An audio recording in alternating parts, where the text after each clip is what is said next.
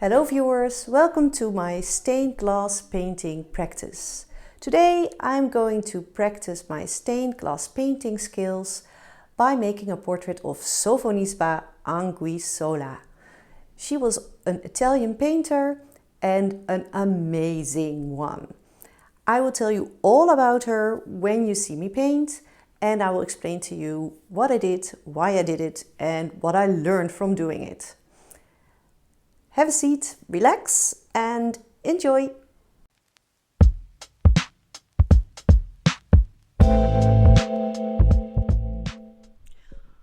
People often think artists spend their whole day making art. Unfortunately, I spend a lot of time still behind my computer organizing, researching and writing stuff. And stained glass is only part of my art. So to practice my painting skills, I have given myself a glass painting challenge. Sofonisba Anguissola. While you watch me paint, I will tell you bits I learned about Sofonisba and my work process. In my previous video, I talked about Artemisia Gentileschi, and here we have another amazing Italian artist. Sofonisba is from an older generation than Artemisia, but their lifetimes do overlap. Anguissola was born around 1532 into a noble family. Even though her family wasn't very wealthy, she did get an education fitting her class. Painting, like music, was seen as a good pastime for a noble lady, but not as a profession. It was meant to help her acquire a husband and to entertain people. But Sofonisba and her sisters had a talent and a passion, and she could sure use the money. Sofonisba was the only one of her sisters who succeeded to have a long-time career as an artist. Why that was, we will talk about later. She was allowed as an apprentice by several Renaissance masters. This was exceptional at the time. Her apprenticeship set a precedent for other female artists. The fact that she came from nobility, of course, helped. An ordinary girl without the right connections and support would never have had a chance. But working as a woman in a man's world came with its limitations. Anguissola was not allowed to study anatomy or nudes. Instead, she practiced painting and sketching domestic scenes and making self-portraits. Both subjects are very common for female artists throughout the ages, as the circles in which women could freely move were limited. As an inspiration for my portrait of Sofonisba, I use one of her many self-portraits. She is still quite young in this portrait. There is a nice light in her face and a very dark contrasting background. First, I drew a sketch of the portrait, marking where the darkest spots are. Sometimes I make several prints of my sketch, with either just the lines I want to paint as a contour, or the shadows in high contrast so I can see them well. But this time I just used the sketch and the actual portrait as a reference. Unlike in oil painting, I can't mix endless colors. I need to get depth by using shadow layers and just one or two extra colors. Also, you can't mix these kind of paints because they turn out in the oven differently when you mix them. It's not like oil painting. I have still a piece of Lambert's mouth-blown glass left, which is large enough to paint this portrait, so that's nice. So I start with black contour lines. Painting contour lines is easier when your mixture has a bit of an oily flow to it. I have noticed that there are several different recipes. I had different teachers, and these teachers taught me different recipes with ingredients like vinegar, oils, Arabic gum, stained glass medium and blue spirit. And I I don't know which recipe is really the best, but I have a mixture that I enjoy most. When you paint with water, you can let the paint that you have left over dry when you are finished, and then the leftover paint you can scrape it off the glass and put it back in its container. When you use an oily mixture, you can't put it back in the container because then it's mixed with the regular paint. You have to keep it separate. I usually mark it by writing down which mixture I added to make it oily. And then I can use it again by adding a little bit of the same mixture or a little bit of water. But it's not as good as when you completely remake it. So I always am very sparse with the amount of paint that I use because it's quite expensive and I don't like to waste. I painted some lines, but I wasn't very pleased with them. I wiped them away quickly. Then I got the hang of it and then I started painting more fluently. I painted quite a lot of her hair as well, just loosely following the flow. I had studied her portrait and it seemed like she had long braided hair pinned in a bun to the back of her head, and it looks really cute. You can see also she looks a lot like her sisters, because around the same time that this portrait was made, she made a famous portrait of her sisters playing a game. This is my favorite work of her. It's called The Game of Chess. She was only in her early 20s when she painted this, and already such an accomplished painter. I'm so jealous. It looks to me as if the girls were asked to pose for their sister while in the garden on a beautiful Italian day in late spring. But instead of keeping the pose, the younger sisters get distracted and an older woman, maybe their mother or their grandmother or maid, enters the frame and interrupts the scene. Sofonisba could have chosen to paint all of her sisters being perfectly posed, but instead of doing that, she decides that this is the moment she wants to depict. For me, it feels like she not only wanted to paint her sisters, but the whole dynamic between them, like a fond memory of a great spring, like an accidental snapshot that some people would delete from their camera because not everybody was perfectly posed.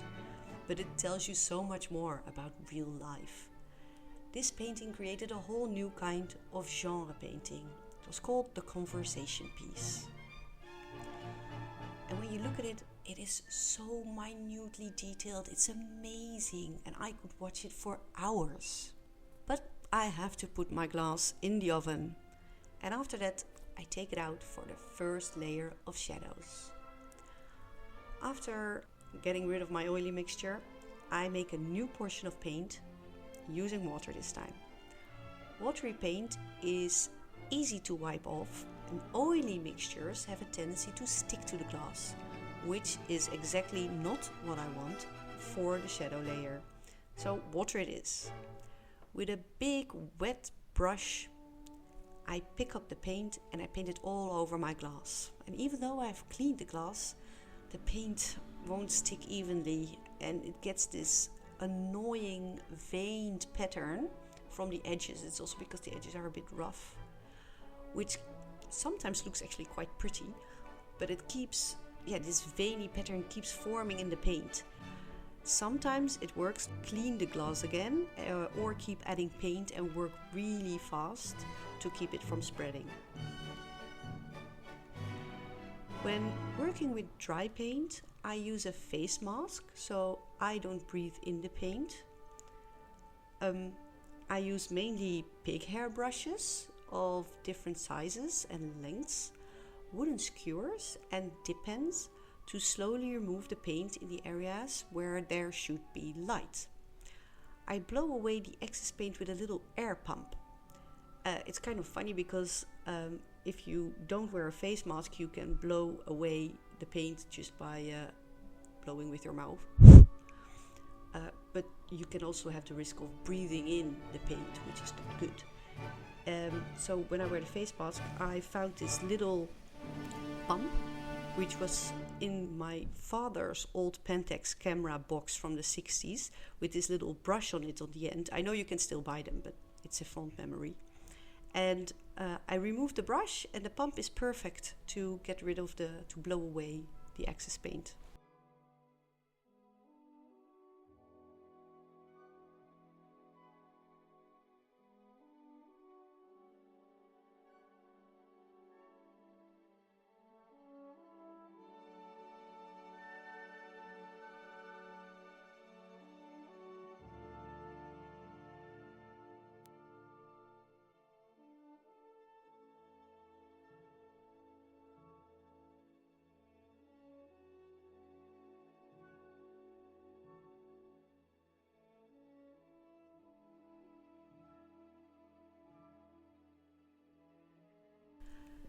If you want, you can put a sketch underneath, if that helps. But I usually like it better to keep it on the side, then I can see it better. And I use the lines that I already painted in the first layer as a reference. I focus mostly on the light spots and work my way wider and wider. Sometimes I use the big badger brush to make the entire area lighter, or a cotton swab when I really want to clean one small area. And for this shadow layer, I will only leave the darkest spots, because I will add another layer in a red-brown color for the lighter shadows.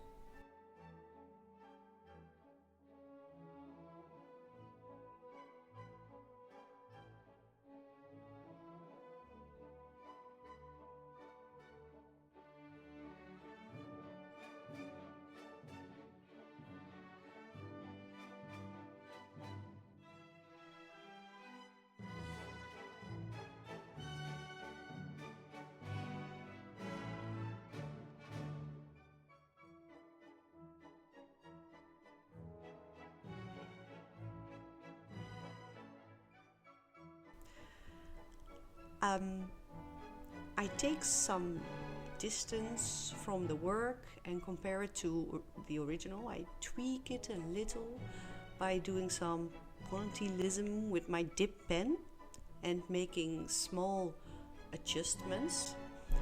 And I was studying again the original painting, and it makes me even more in awe of Sofonisba's skill.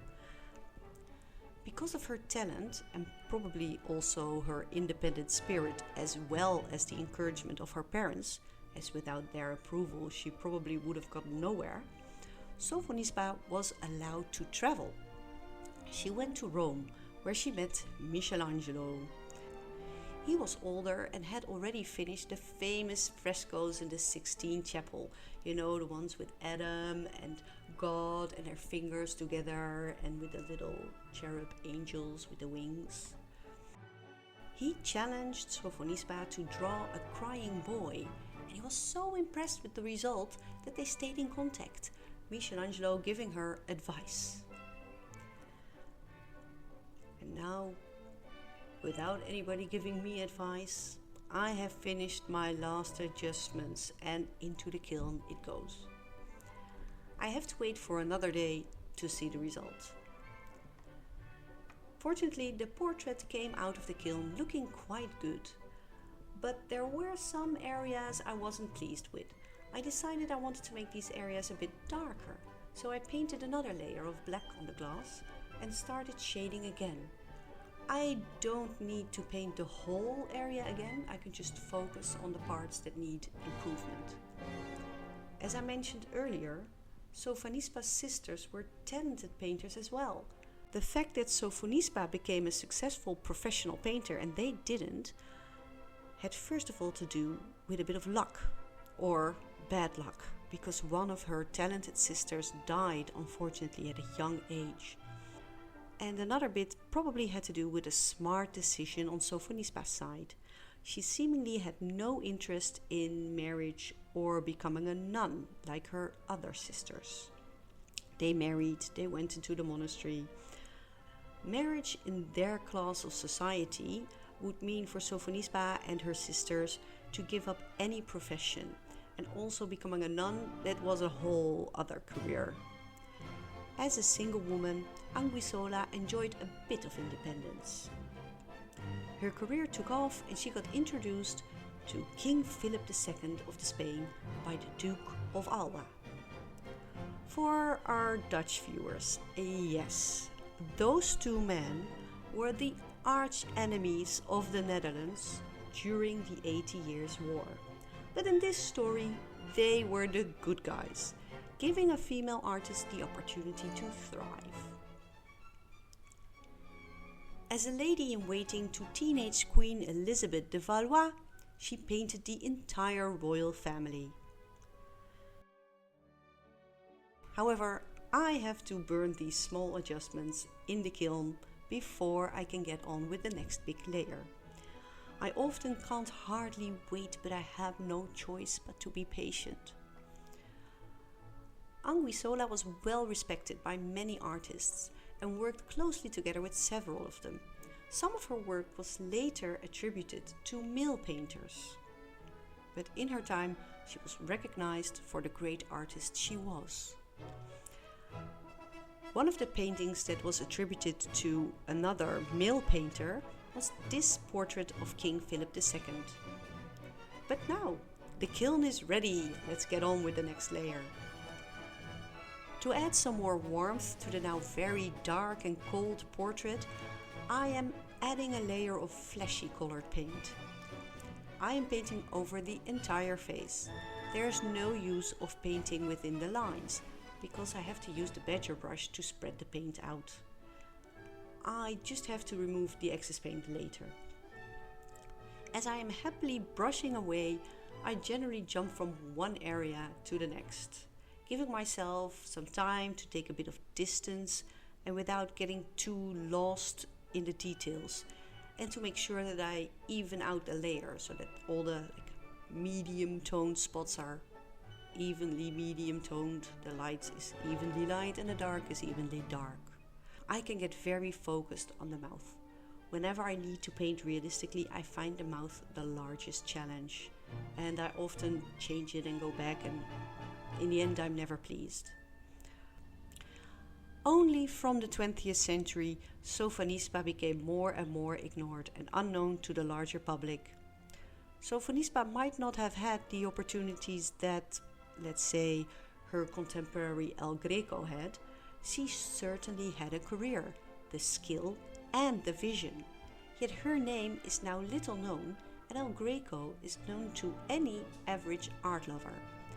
This is because the men writing the popular art history books paid more attention to male artists than female ones. Sofonisba gets mentioned, but El Greco gets a whole page. This, however, is not a rant against men, because it were also men who recognized Sofonisba's talent and gave her the opportunities she did have. In my opinion, this is simply a case of inherited bias of male art historians. Now that I have finished the shadow layers, it is time to add some color. For this layer, I use a different kind of paint. It becomes transparent after it's burned. I have a nice transparent brown for the hair, a green for the background, and a pink for the blushes on Sofonisba's cheeks. I can put different colors on the glass at the same time, but they can't touch each other because the wet paint will run into each other. So I can't paint the green at the same time as the brown, but I can paint the brown at the same time as the pink because they are not touching each other. So I will need another session in the kiln. While we are waiting, we go back to Sofonisba. By the time Anguissola was 40, Philip arranged a marriage to a Sicilian nobleman. It is unclear how much Sofonisba really wanted this marriage, but it was most certainly a good deal. She received a pension, a dowry, and a husband that supported her career. She could live and work in relative freedom. When her husband died only a couple of years later, Anguissola gained full control over her destiny, lucky her. Being financially independent, she could finally live the life that she wanted. And what happened? she fell in love and married again, even though it was deemed an inappropriate match. Throughout her life, Sofonisba continued to paint and teach, and she taught most famously the Flemish painter Antonie van Dyck, and he made a portrait of her at 92 years old. Sofonisba died a year later at 93. She became so old, amazing for that time. But she missed out on having children. She could never have had a career like she had if she had had any children. I don't know if she regretted that or that she never had a desire for motherhood. She was an amazing artist, and I reckon also a wise woman. Her destiny was partially formed by luck, her social status at birth, her talent, and the support of the men that had official control over her life. But it was also determined by her independent attitude, making her own decisions, even though she was not completely free to do so. Maybe she was just a master manipulator or great at throwing tantrums as a child. Nobody dared to say no to her. But I prefer to think she was just great at arguing her case to a point that no one could disagree with her. And I love her for it. Thank you for watching my video. I hope you really enjoyed it. I learned a lot. And I would like to remind you, if you really like the portrait I made of Sofonisba, you can buy it. It's for sale in my online shop. I will put down the link in the description below. I hope to see you again. Thank you. Bye bye.